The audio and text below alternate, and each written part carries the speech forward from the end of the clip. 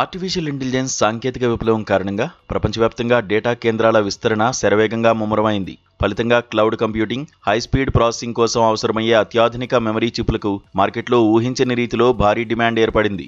ఈ అపూర్వమైన మార్కెట్ వృద్ధిని దక్షిణ కొరియా ఎలక్ట్రానిక్స్ దిగ్గజం శాంసంగ్ తనకు అనుకూలంగా మార్చుకుని అద్భుతమైన ప్రగతిని నమోదు చేసింది.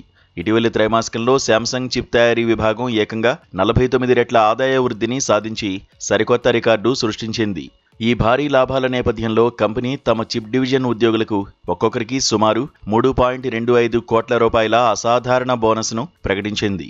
ఈ నిర్ణయంతో శాంసంగ్ చిప్ విభాగానికి చెందిన వేలాది మంది ఉద్యోగులు రాత్రికి రాత్రే కోటీశ్వరుల జాబితాలో చేరబోతున్నారు. శాంసంగ్ యాజమాన్యం ఇంతటి భారీ మొత్తాన్ని ప్రకటించడం వెనుక బలమైన కార్మిక పరిణామాలు కూడా ఉన్నట్లు తెలుస్తోంది. తమకు పనితీరు ఆధారిత బోనస్తో పాటు జీతాల పెంపును వర్తింపజేయాలని, లేని పక్షంలో 18 రోజుల పాటు సమ్మెకు దిగుతామని ఉద్యోగ సంఘాలు హెచ్చరించాయి. క్లిష్టమైన సెమీకండక్టర్ పరిశ్రమల్లో కేవలం ఒక్కరోజు సమ్మె జరిగినా కంపెనీకి వందల కోట్ల రూపాయల ప్రత్యక్ష నష్టం వాటిల్లుతోంది. అంతేకాకుండా ఇక్కడ ఉత్పత్తి ఆగితే ప్రపంచ సరఫరా గొలుసు పూర్తిగా దెబ్బతినే ప్రమాదం పొంచి ఉంది. ఈ తీవ్ర నష్టాన్ని నివారించడానికి శాంసంగ్ యాజమాన్యం సకాలంలో స్పందించి ఉద్యోగుల సంఘంతో చారిత్రాత్మక శాంతి ఒప్పందాన్ని కుదుర్చుకుంది.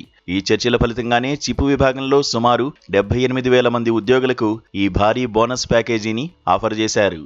ప్రస్తుత ఏఐ యుగంలో నైపుణ్యం కలిగిన మానవ వనరులను కాపాడుకోవడం కంపెనీల మనుగడకు ఎంత ముఖ్యమో ఈ పరిణామం స్పష్టం చేస్తోంది. కేవలం శాంసంగ్ మాత్రమే కాకుండా దాని ప్రధాన ప్రత్యర్థైన ఎస్కే హైనిక్స్ సంస్థ కూడా గతంలో ఉద్యోగులకు భారీ బోనస్లను ప్రకటించింది.